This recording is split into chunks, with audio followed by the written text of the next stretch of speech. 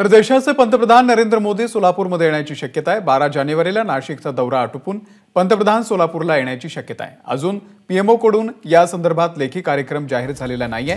मात्र पंतप्रधान सोलापूरमध्ये येणार असं निश्चित समजून कार्यक्रमाचं नियोजन करण्यात येत आहे। सोलापूरमध्ये कामगारांसाठी साकारत असलेल्या रे नगरच्या उद्घाटनासाठी पंतप्रधान सोलापूरमध्ये येण्याची शक्यता आहे। 2 दिवसांपूर्वी उपमुख्यमंत्री देवेंद्र फडणवीस यांच्या उपस्थितीमध्ये बैठक झाली।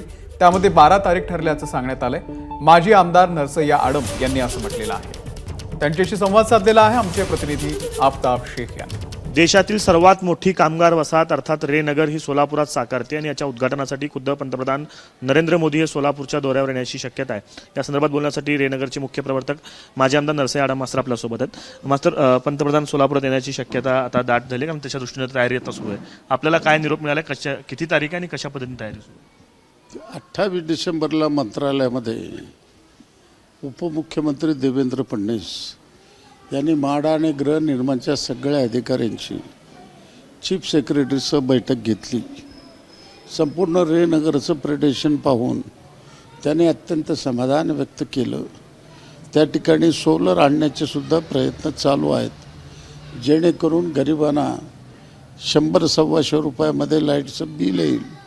अशा पद्धतीचा प्रयत्न महाराष्ट्र सरकारने रे नगर करत आहे। ती मीटिंग संपल्यानंतर त्या मीटिंगमध्ये सांगितलं नाशिकचा कार्यक्रम झाल्यानंतर ते दुपारपर्यंत सोलापूरला येतील 12 जानेवारीला। आतापर्यंत 14 चालू होतं, पण 12 जानेवारी नाशिकचं फिक्स झालं। नगरच्या उद्घाटनासाठी पंतप्रधान नरेंद्र मोदी हे येणार आहेत आणि त्यासाठी 12 जानेवारी ही तारीख जी आहे ती निश्चित झाली आहे।